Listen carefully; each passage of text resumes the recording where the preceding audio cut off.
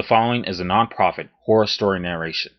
The story, narrated with full permission and cooperation, is written and owned by the author, who is credited in the subject line and in the description down below, along with a link to the original story. This video may contain some material such as violence, creepiness, jump scares, adult language, and suggested content which may not be suitable for some viewers. Please support the official release, and viewer discretion is advised.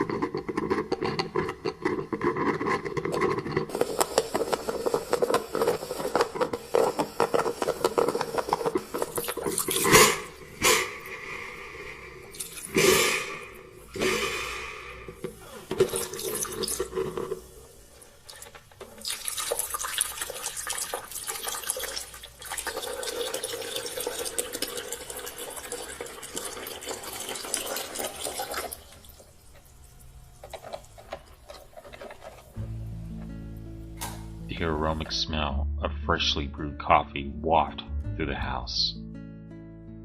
The sweet, indulgent smell immediately woke me from my slumber. The smell reminded me finally of my childhood. I slowly lifted my head off the pillow as I reminisced about the times before everything changed. "Breakfast is ready." I relished those 3 words as it meant my father was home. He would work away during the week in the city. He would return every weekend and would always make breakfast before taking us all out for the day. My brother and I, who had bunk beds, would immediately jump out of bed fighting each other down the stairs to be the first to embrace our father. "Calm down, kids. There's plenty of me to go around." He had such a lovely voice, filled with kindness and expression. Then my mother would walk in, illuminating the room. She would spend hours on Saturday mornings making herself perfect in every way for him. He would always tell her that she does not need to go to any effort. He loved her unconditionally without the fancy frills. He would then dance around the kitchen telling me and my brother stories while embracing my mother. He would finish up breakfast and then head out for the day. The years rolled by and our young selves soon turned into teenagers. Our father still had the exact same work pattern, but with our teenage social lives, we would occasionally miss our father's arrival. Our beloved mother, always charismatic, always excited, was still there to greet him. But I could tell he missed the early years. He had aged prematurely from constantly working and traveling. As a child, I never noticed how stressed out he was, but now I could see behind the mask. The work was slowly wearing him down, in a job he had always hated. It was a beautiful village we lived in, and he never wanted us to grow up in the city. He did all of this for us, but he would never take it out on us. That is until one Saturday morning when I was 16 years old. My brother and I woke up to angry shouting from downstairs. Our father was shouting from the top of his lungs, "Breakfast is ready!" We slowly descended down the stairs. Our father was standing there, seemingly drunk. I had never seen him touch alcohol. This was so different. His suitcase was thrown on the floor, with the contents scattered everywhere. His shirt was stained, and his whole being was a mess. He was usually so well put together. This was not the man I remembered. This was not my father. He shouted at us to sit down. He put a plate in front of us and tossed raw bacon onto it. "Eat it," he snarled. My mother entered the room to see what all the commotion was about. What's going on, hon? "You sit down as well," he abruptly cut her short. "I had enough of you ungrateful little..." He stopped in his tracks and just stood there contemplating what had happened. It was as if he was fighting the urge to act the way he was acting. He seemingly snapped out of his rage and quickly apologized to all of us. Oh, I'm so sorry. I have no idea what come over me. Here, let me make breakfast, and we'll go down to the park. My brother and I sat there frozen to our seats, afraid to speak unless it upset him again. We had a pretty perfect family life, and this was something we had never experienced before. I eventually worked up the courage to look over at my father, who was slumped over the kitchen counter. He was mumbling something or another to himself. He then breathed in heavily, and after exhaling, began to make breakfast, his jovial self slowly returning. The weeks passed by, and our father's mental state rapidly decreased. Sometimes he would be our father, sometimes he would not. Some weeks he would spend all weekend in the attic, barely even recognizing or speaking to us. Some weeks he would announce himself, and he would be in a better mood. It was still different, though. It was as if he was strongly fighting off the urge to snap. The worst were the weeks where he was drunk. Our mother, usually a strong woman, had been reduced to a sobbing wreck. The screams that rushed through the house were harrowing and soul-destroying. At first, we would hide in our rooms and lock the door. It never helped, though. After the screaming downstairs had stopped, he would stumble up the stairs screeching our names. He would crash into the door until he would pass out. One of those weekends, he stumbled up the stairs as usual and crashed against the door until the lock finally broke. He gradually stood up and stared at us, cowering on the bed. He paced around the room for what felt like an eternity, not taking his eyes off of us for a moment. "We do not lock doors in this house.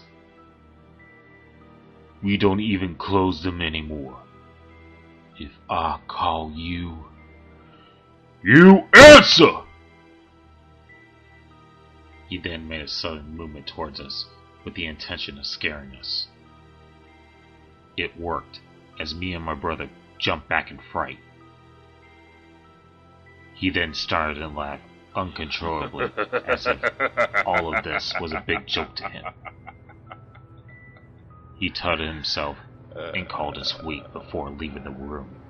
Weak little shits. The next morning, we woke up and heard the jovial voice of our father. It was sweet, but sinister at the same time. "Breakfast is ready." We cautiously left our room and headed downstairs, frightened of what would happen if we didn't. We entered the kitchen, and our mom was slumped over the table.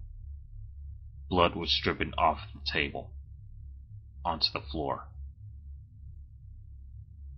I ran over to help my mother, but my father grabbed me by the neck as I got close. Sit down. Is she okay? She's fine. She's just tired. Now sit down! He shouted at me with eyes filled with rage as his hand clamped tighter around my neck. Let's play a game. Hit your brother. What? I laughed nervously as if this was all a big joke. Hit yo brother. Hit him hard. No. No, I won't. He walked over to the kitchen counter and pulled a large carving knife from the drawer. Either you hit him, or I will. I looked at my brother, who was terrified and pleading with me not to hurt him. No, I won't do it. What is wrong with you? He stood up and slowly paced around the table until he was standing directly behind my brother. One last chance. I couldn't move. I was not going to be part of his sick game. I stared at my father, letting him know this. He then, without hesitation, grabbed the top of my brother's head before slowly grazing the knife across his neck. The serrated blade cut through his flesh like butter. He struggled at first, but his soon limp body fell onto the table. The blood poured slowly across the table until a sea of red lay before me. I sat there in shock, unable to move, staring at the grisly scene in front of me. He then wiped the bloody blade on his shirt before placing it back in the drawer. He looked at the scene in front of him, as if he created a masterpiece. He smirked and said, "You could have stopped that," before grabbing his coat from the floor and leaving the house.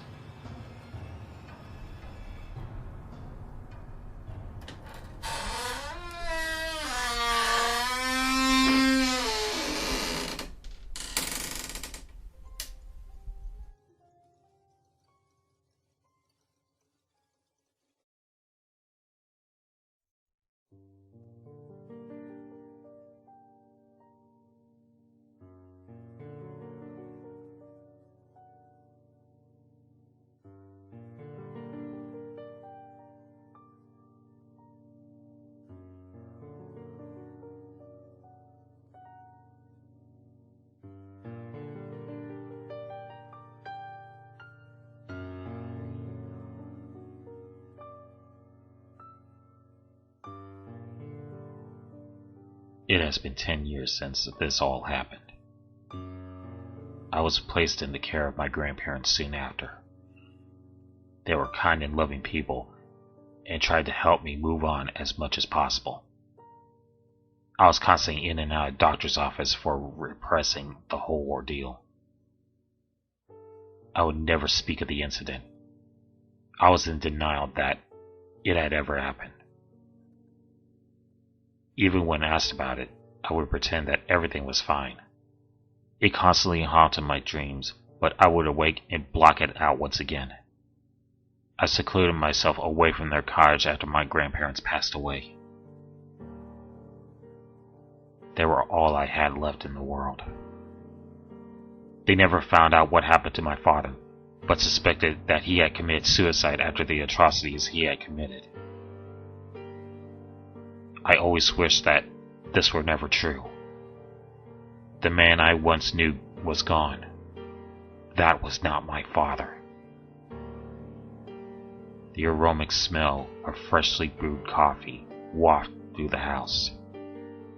I slowly lifted my head off the pillow. I hated the smell of coffee now. It repulsed me.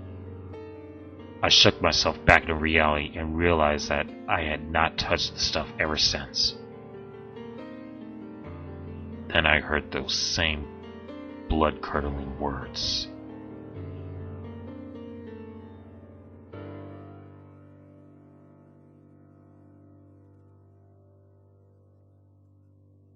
Breakfast is ready.